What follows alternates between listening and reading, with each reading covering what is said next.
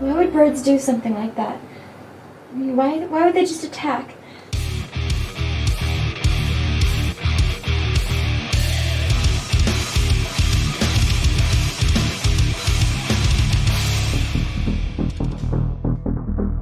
Hello, Internet! Welcome to Game Theory, ruining childhoods faster than an overly aggressive puzzle-solving waterfowl. Today we're taking a gander at a recent little indie gem, Untitled Goose Game. You get it?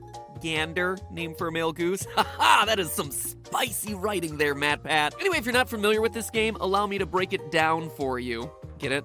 Down? Like down feathers? Cause geese have down feathers? Oh, this stuff is gold! Sure, we were nominated for the best gaming channel and the best editing for the Streamy Awards this year, but man, best writing? How could you not appreciate these quality goose puns? But I digress. In Untitled Goose Game, you play as the titular goose, looking to carve out his place in the greatest game birds Hall of Fame alongside Falco, Kazooie, Chocobos, the stupid owl who talks too much from Zelda, and the Angry Bird, I guess? Alright, so greatest birds in video games is not a very long list. You'll spend your day completing a checklist of daily activities, all with one goal in mind, making everyone around you miserable. And that's it. It's not about saving the day or protecting your clutch of eggs. Heck, you aren't even looking for food. Your one and only purpose in this game is to be nature's biggest troll by flapping, honking, and straight up attacking the locals. It's all pretty basic things that we've seen birds do time and time again, but what about some of the more complex goals in this game? Like tricking someone to cut the award-winning rose, or dressing up a statue. Heck, even convincing someone to put a ribbon around your neck. I mean, those are some pretty big asks for a literal bird-brained creature. So our question for today, is a goose actually intelligent enough to perform the level of complex thought that we see demonstrated throughout Untitled Goose Game? Or is this goose only that smart because it has a human brain, us as the player controlling it? You could say that this episode is one that's for the birds. To answer the question of goose intelligence demonstrated in Untitled Goose Game, we first have to look at how intelligence is measured. In humans, we typically resort to measuring this based on IQ. However, what we commonly refer to as an IQ test is actually a combination of several different kinds of standardized tests specifically designed to measure your reasoning and problem-solving abilities, with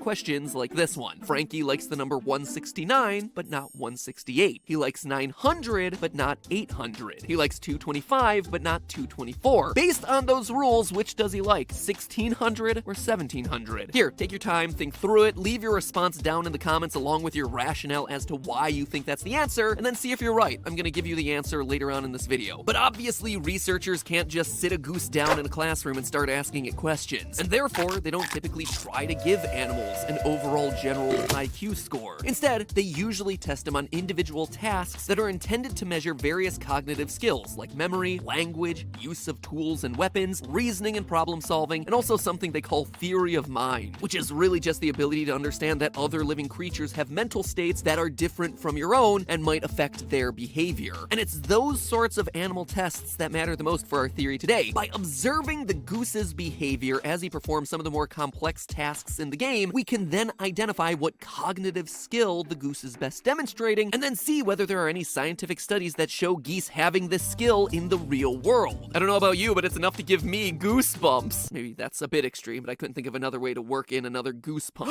Goose Willis! It's an episode that would make Goose Willis proud. Let's start with theory of mind. In our case, the goose's ability to assess humans and predict their behavior. In the game, we see this in a variety of different ways. The goose terrorizes the kid outside the local market because he knows this kid is scared of him and won't fight back. On the other hand, the goose keeps his distance from the various shopkeepers that do pose him a physical threat. The goose even performs in front of a few pub goers like a trained monkey, but, you know, minus the mammalian hair, live births, and cute little fez hat. So it's pretty clear that in Untitled Goose Game, our prota-goose-nist approaches people in different ways to achieve different desired outcomes. But how does this apply to geese out in the real world? Well, believe it or not, but geese are able to size up humans and adjust their behaviors accordingly. A good example of this comes from the work of Dr. John Marsluff at the University of Washington in Seattle, who researches how humans affect birds and their behavior, including the behavior of white-fronted geese, snow geese, and of course, the Canadian goose. According to Dr. Marsluff, when migrating, geese often encounter hunters, who they'd obviously want to avoid. Simply put, human equals death. right? So you'd assume that they'd be on guard when around humans, or outright avoid congregations of humans altogether, right? But that's not actually what happens in the wild. Instead, when geese arrive in Seattle, the geese fearlessly parade around the humans. They become docile. They even sleep out in the open as humans watch. While that might seem like needlessly reckless behavior for a migrating goose, it's actually a migrate idea. Being vigilant at all times requires a lot of energy, so it's actually advantageous for geese to be able to identify friendly neighborhoods where they can let their guard down versus areas where they're more at risk for hunters. Dr. Marsluff's research showed that geese were able to switch between two modes of behavior: high vigilance and also complete unconcern, depending on the types of humans that they sensed nearby. This means that geese are able to understand basic human behavior and predict the level of threat coming from those humans for a given situation. Guns out, certain mode of dress, fly away. City folk come out to play. That said, I don't know if this is a credit to the intelligence of the geese or just shows how impossible it is to be intimidated by people wearing Birkenstocks, beanies, and drinking LaCroix. We are talking about Seattle after all. So to eliminate the potential hipster bias, I actually looked at another study, only to find that it found similar results. Michael Ward is an ornithologist at University of Illinois, meaning he's an expert in the study of ornith, the study of birds. Michael and his team wanted to figure out why there were so many Canadian geese in Chicago during the winter. His initial hypothesis, maybe they were just fans of deep dish pizza and da bears, but that wasn't it, surprisingly. Quote from him: "We thought the geese would fly to forage on nearby agricultural fields during the day, then fly back to the city to roost, but that wasn't the case. What we learned is that they weren't going to the city for food, they were going there because there were no hunters." End quote. Long story short, geese, it seems, are able to understand that not all humans are the same, and they take stock of their surroundings to figure out whether they're around the safe or dangerous kind of humanity. And that ability to observe how humans behave and react accordingly is core to what we see throughout the various missions in Untitled Goose Game. So that first feat of intelligence absolutely checks out, but what about the second one? Using tools. Tool use is considered a pretty important indicator of animal intelligence, since it requires a certain level of adaptability. One way to think about it is like this: it can't be in a goose's genetic programming to close a garage door or open a gate like we see the goose do in the game, because these sorts of things didn't exist when the geese were first evolving. The ability for a goose to perform tasks involving tools or objects, things that its ancestors would have never interacted with, indicates that the goose has the ability to learn and innovate based on the materials in its surroundings. Kind of like a feathery Elon Musk. So, do we see our goose using tools in the game?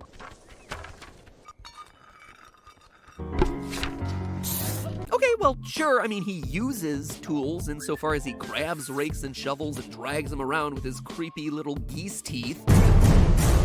But that's not what I mean. Using tools in this context means using an object to complete a task, or make something easier, or to enable something that was impossible before. And it's not like our goose is the one out there using the hedge clippers to cut that prized rose. That said, our goose in the game does indeed show himself to be a master of one simple machine in particular: the inclined plane. Check this out.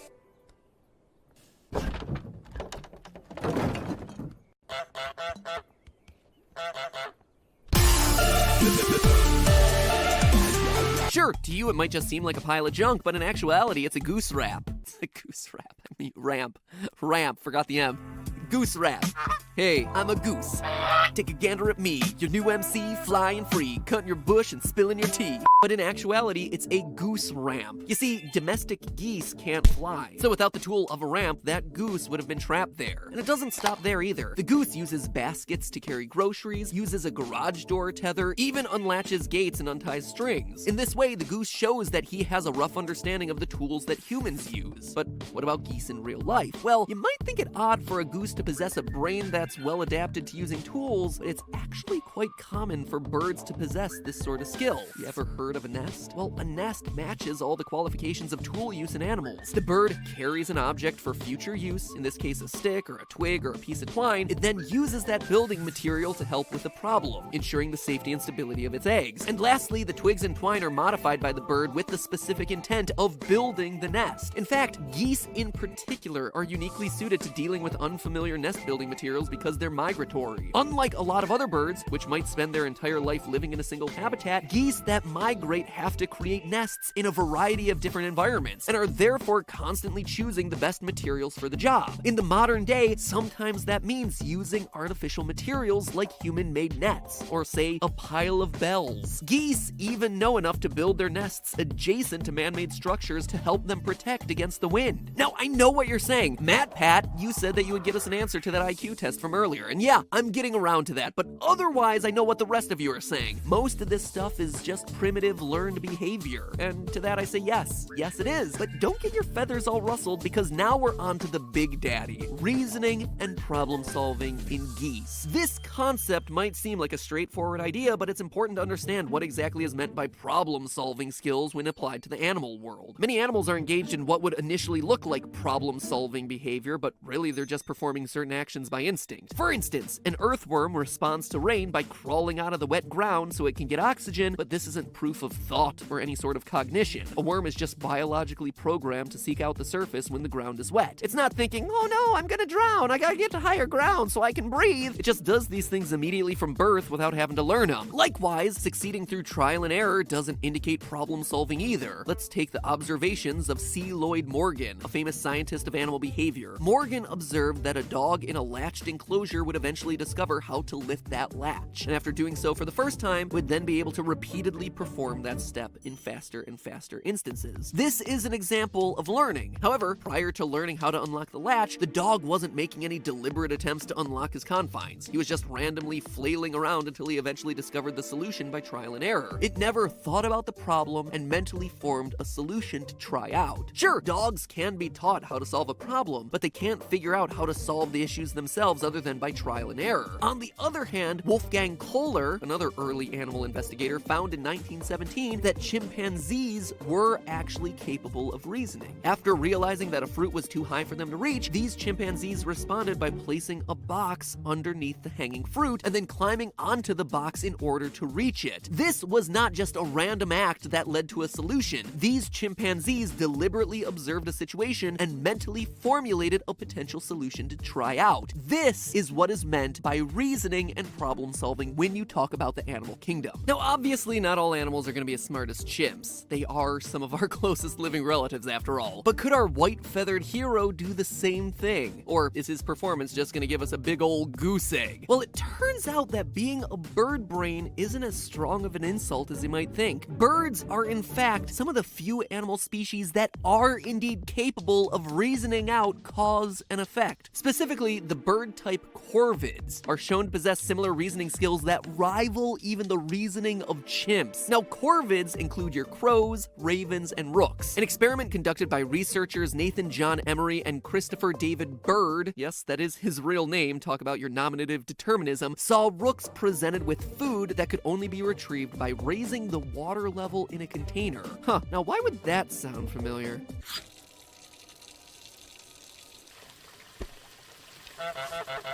They also provided these rooks with rocks. Simple solution, right? You put the rock in the container of water, which displaces the water and raises the water level, allowing them to access the floating food. It's a pretty complex solution, isn't it? But not only were the rooks able to make this connection, but they also figured out that larger rocks would raise the water level more than smaller rocks. I mean, that is a shockingly deep level of problem solving for an animal like a bird. They assessed the problem, they realized a solution, they even figured out an optimized solution with the bigger rocks, and they chose the best tools for the job. That is better reasoning than half of Team Theorist over here. I mean, seriously, Chris, you're a bird brain, and I'm not talking about corvids. Sorry, I don't really know what you mean. But here's the catch. This was a test with rooks. We're concerned about the intellect of a goose. And unfortunately, as it turns out, corvids are in a league of their own when it comes to this kind of advanced cognition. In fact, the corvid family is unique not just among birds, but within the entire animal kingdom. Possessing this level of advanced problem-solving ability just isn't very common in most animals. And geese, well, let's just say geese aren't in the corvid family. Heck, they're not even part of the same order as corvids. Basically, the only commonality between geese and corvids is that they're both birds. 2 wings, 2 feet, 1 beak, all evil. So if we're talking brass tacks, if this had been Untitled Crow Game, pretty much everything you see in the game would have been possible by the actual bird in real life. But that doesn't quite have the same charm. And so we're left with geese. Geese that, clearly based on this episode, are smart. They have the ability to read their environment, they learn from observing the behavior of humans, they're even able to use simple tools. But when it comes to understanding chains of cause and effect, geese just aren't able to reason and problem solve in the same way that other animals like rooks, crows, and chimpanzees do.